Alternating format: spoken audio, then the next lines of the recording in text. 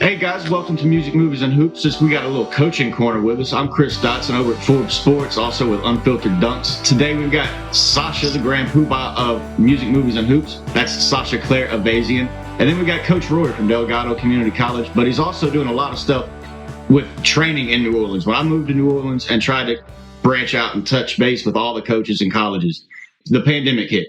And when that happened, Coach Rory was one of the biggest people stepping up so that these players had a place to go train and develop and play. And he just did so much. I wanted to bring him on, find out more about his coaching philosophy, morals, his value systems that set up the championship culture that I've seen in them open runs. Because, Coach, to bring you in, that first gym with no air conditioning in July in New Orleans, COVID or not, that gets hot. But introduce yourself, tell the people where you're at, let us know who you are. Oh man, first of all, it's a pleasure to chat with you guys today, man. But I'm Rory Poplion. I'm the assistant coach at Delgado Community College.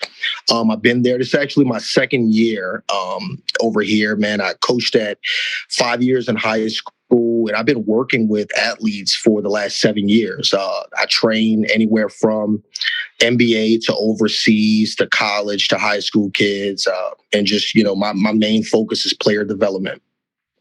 Gotcha. And we want to hear so much more about that. Before we get into it, I'll bring in Sasha. Introduce yourself. Let us know where we can find you on social media. Subscribe to the YouTube channel if y'all haven't already. But I'll let you fill in all that. Sasha, go ahead.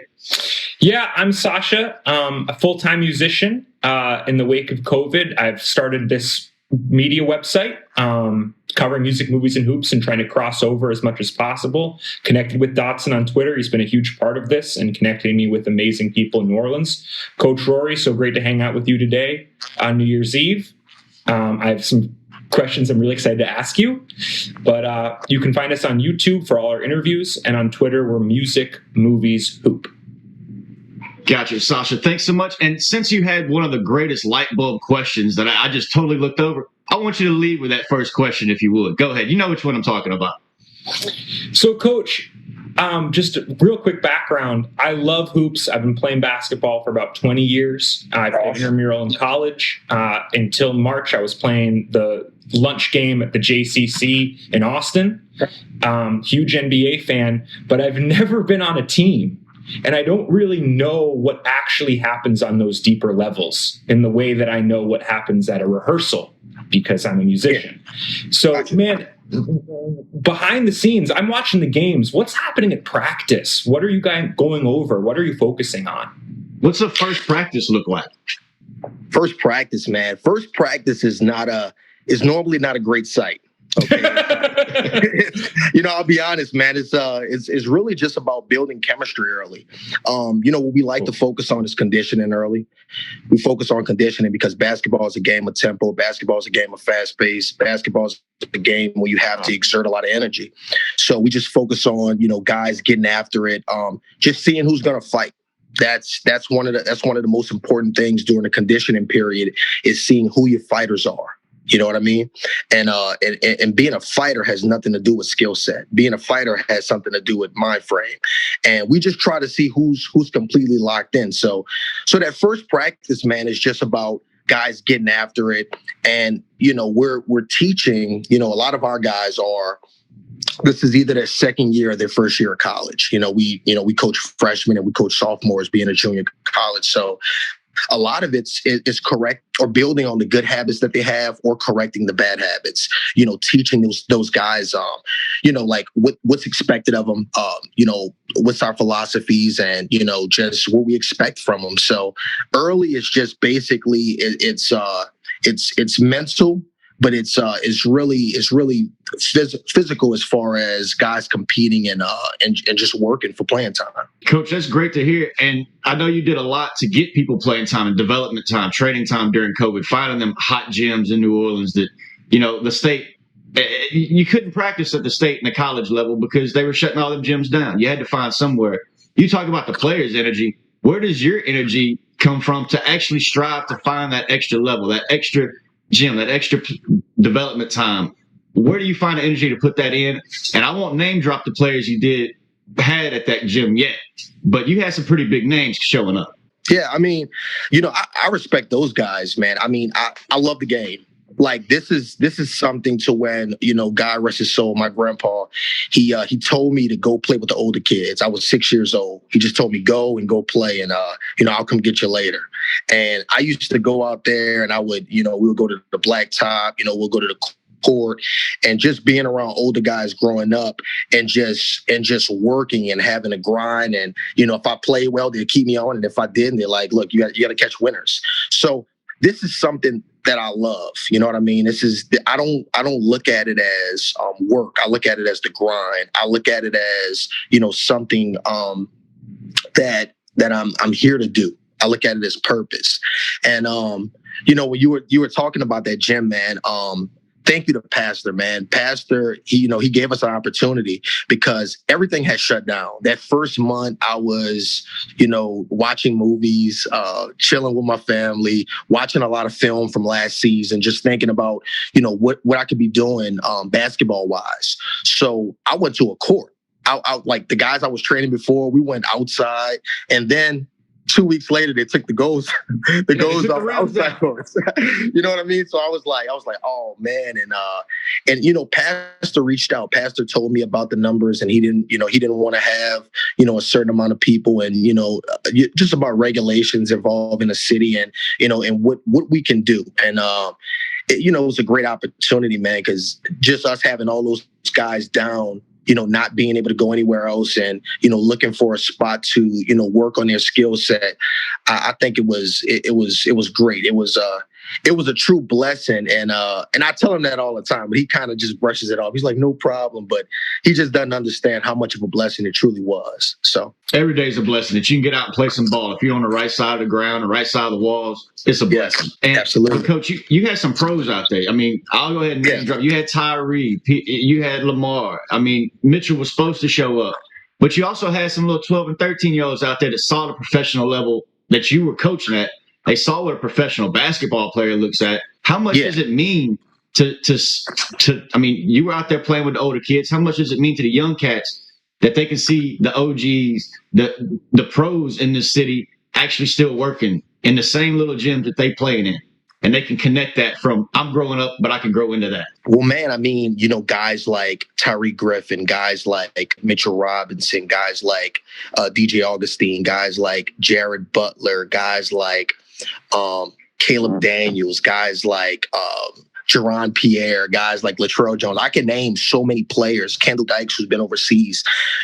Guys that when kids, they dribble in a basketball and they're from the inner city, and whether they're on social media or whether they hear about someone, that's a big influence. That's motivation for those kids, man. They had a kid recently, Jerron Pierre. He's over at Southern Miss. I work with him. Been working with him the last few years. And a kid recently asked me. He was like, "Coach, if I work hard, do you think I can be that good?"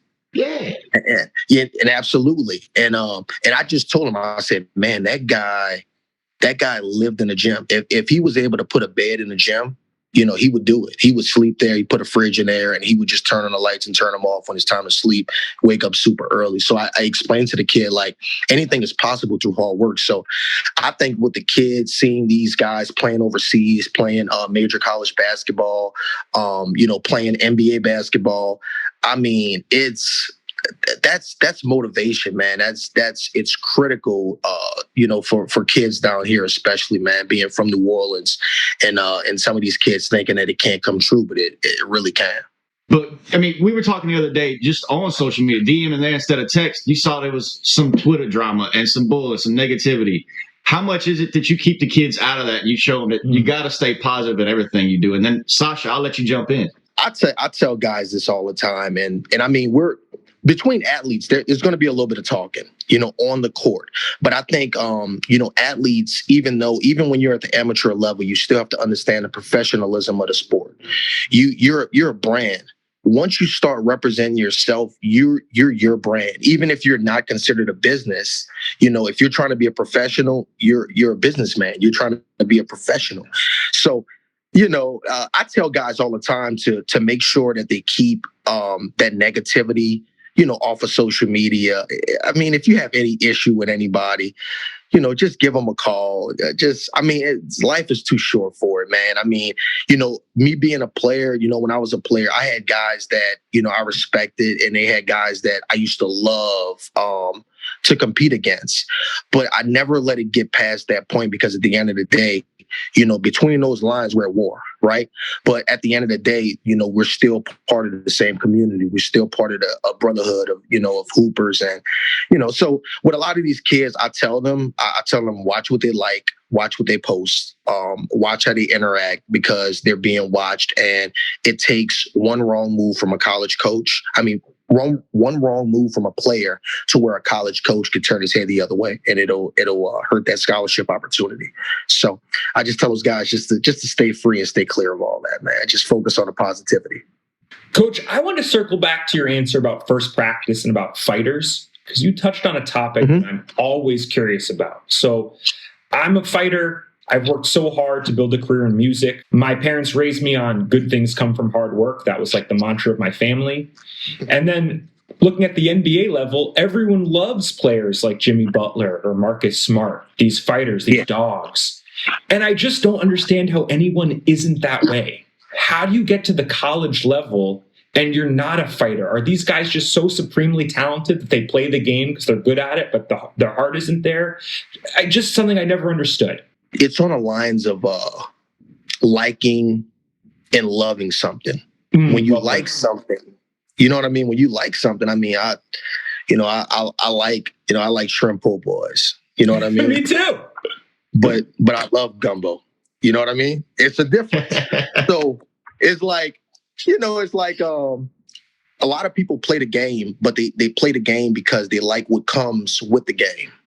And a lot of kids, they'll play the game because it's something that they need. It's something that they use to get away from the everyday. It's kind of like their escape. I've coached a lot of players to where they've come from humble beginnings, or they've went through rough patches as far as family life.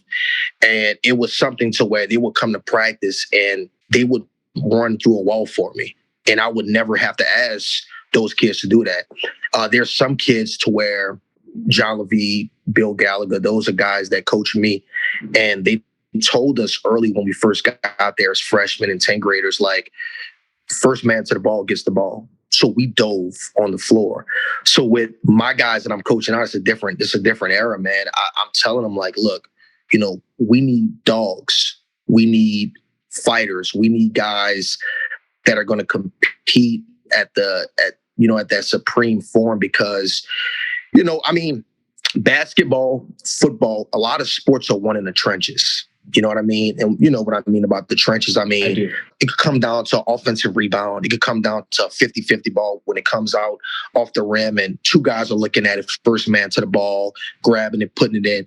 It comes down to those plays. And, you can right away who your fighters are, and right away what kid is doing this because they need it. They need that outlet. They're like, listen, I'm trying to be a pro one day. I'm trying to help out my mom. My mom works 12-hour shifts, or I'm trying to, my grandma's still working. You know what I mean? And she takes care of me. So I'm trying to, pursue my goals so she doesn't have to do it. You can always tell when it's a little bit of extra, a little bit something more than just liking a game going on. For you, Coach, would you always prefer maybe a B level talent with that fighter mentality over an A talent who's more passive? We're describing Wiggins. I hope y'all know that. Well, I tell you, man, the two best teams in the country right now are, in my opinion, Baylor defensively and Gonzaga offensively, right? That's the two best teams in the country. That's in my opinion, okay? Later on, I want you guys to look into how many McDonald's All-Americans are on either one of those teams. Yep. And when you come to that, when you look it up and when you come to that realization, you're going to see that it's not always about getting the best ranked guy or the most prolific player. It just comes down with just guys wanting to battle. You look at that Miami Heat team from this past season. I mean, I love that team. And it wasn't that I'm a big Miami Heat fan. I've never been a big Miami Heat fan, but I just like that team didn't have a superstar. They didn't have one. They had Jimmy Butler went to junior college, man, before he ended up going to Division I. He had to grind his way up, and he was labeled a bad teammate and, all this stuff. And now he's leading a bunch of guys who were like the Duncan Robinson, who went Division III first. You know what I mean? So at the end of the day, me personally, I would rather a guy like a B-rated player that gives me 1,000% every day than a player who's just getting by with talent alone, but not giving everything that they have for the team. I think that, and I don't want to call it baby flying, but when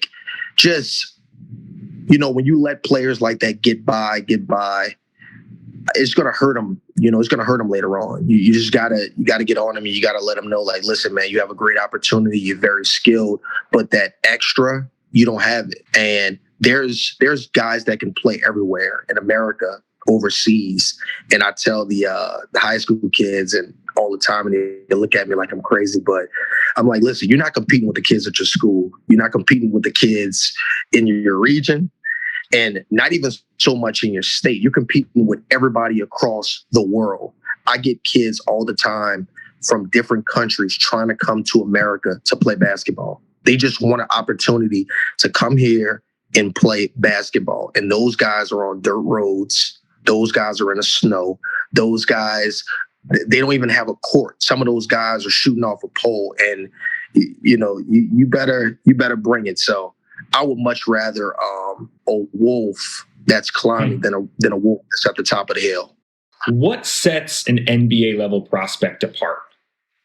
For me, I'm just like wondering, when you're in a room full of guys who have NBA bodies, who are elite athletes, have shooting ability, what are those differentiators of people at that level? Specialists. Okay, like what I do with the high school kids, like we'll work out and we'll do a different variation of things because they're still honing their skills. They're still building as a player.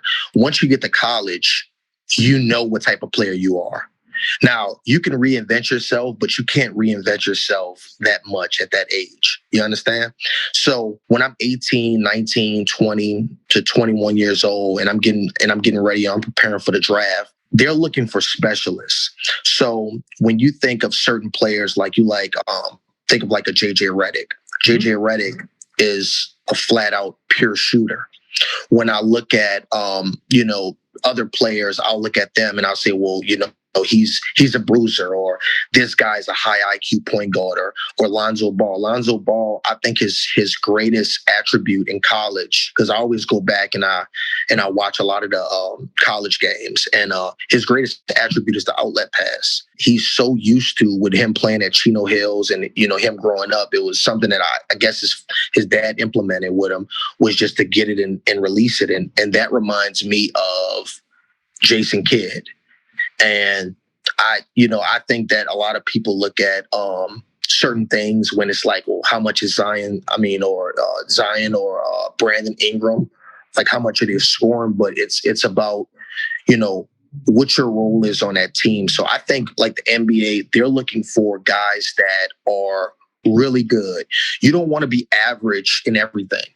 Like if you're an average shooter, an average defender, an average rebounder, average IQ, you're not gonna make it to the NBA. I mean, you might not even make it overseas because the talent level is so high. Like with the kids I'm working with right now, like Courtney Weber, she's at Florida State, women's basketball player. She's very good. She went to Ursuline, and they're actually playing right now against Virginia Tech. When she came home for Christmas break, because I think she's a future WNBA player, if not this year, next year.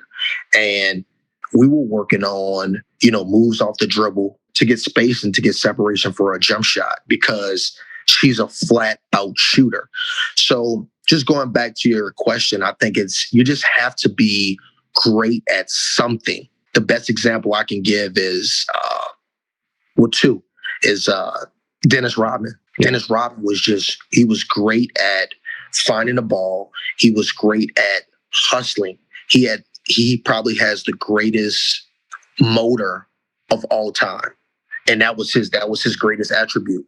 Was never a great shooter, finished around the rim, rebounded the ball, all that's fine, but it was his motor. You know what I mean? And you look at a guy like Charles Barkley. Charles Barkley was never a over the rim windmill type of guy. He was 6'4", but he was, getting 10 and 12 rebounds a game and battling, and still arguably one of the best power forwards of all time. So you got to find that quality, and you have to work relentlessly at it, and you have to make sure that you master it. And if you do, you have a shot. If nothing else, you've got a shot in life because you set some good ground foundations, morals, the value systems that you to build a championship type thing. Coach, just a few more questions. How do you bring that value system and transfer it in a coaching practice session besides just running them to death, yelling at them? How do you translate or I guess transfer that value system to a player so that they can build on that for life, not just for the game? I just think it's based on opportunity. Like, you're going to be given opportunities throughout your life, and either you're going to take advantage of them or you're going to let them slip. So with us being a junior college, like here at Delgado, we give guys a full scholarship, and you have 2 years to get your associate's degree. And if you get your associate's degree, even if you don't play basketball after these 2 years, you got 2 years of your college done. Now it's up to you to take care of business here and move on. And then for the guys that are good enough and the guys that get an opportunity to play moving forward, it's really about them just taking advantage of the scholarship and, playing and competing. And it's 2 more years to get yourself recruited. So what I try to do, man, I just try to make sure that these guys grow as men, just, getting to practice on time. We have a schedule I do where I get to practice always like early. So I get to practice early, and I have 3 guys work out. And then after practice, I have a schedule with guys working for another hour. Like, after practice is over, they have to work and work on specific things. But I'm just trying to build a work ethic in all these guys to when, they leave or they go to another program or they move on in life, they understand that they have to work for everything. Like, even if you're not working extremely hard, you need to work smart. You're going to have to work for something. You know what I mean? Nothing is going to be handed out. So that's one of my main things. I like to implement it and push the guys to just understand that, not so much with the NBA dream, with a lot of players, it's not going to happen, but you can still achieve things if you work for it.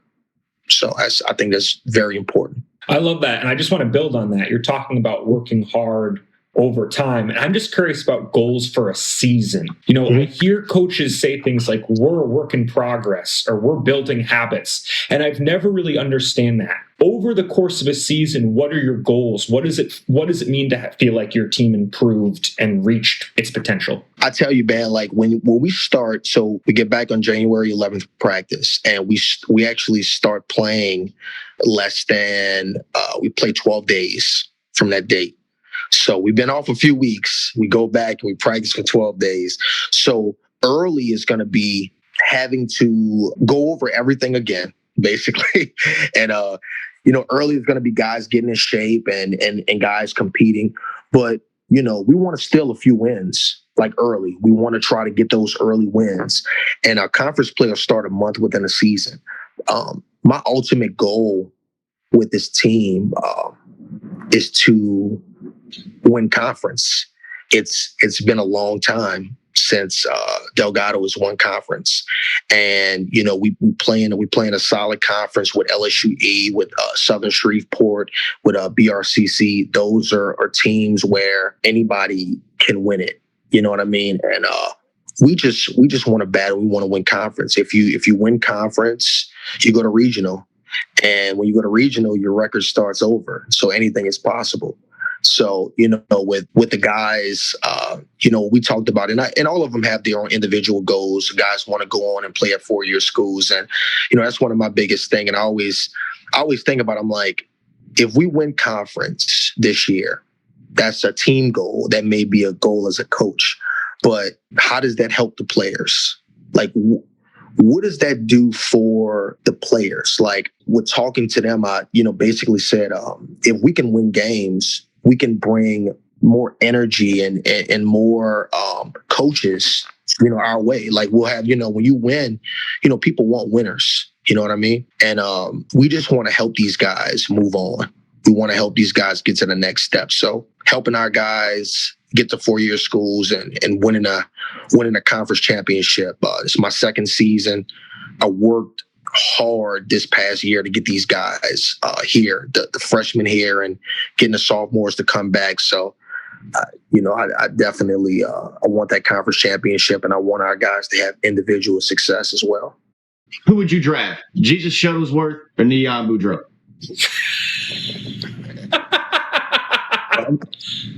I'm telling you right now, I'm going with Boudreaux. Oh! Dodson's out. Coach, we appreciate you being your authentic, genuine self here on the Music, Movies, and Hoops.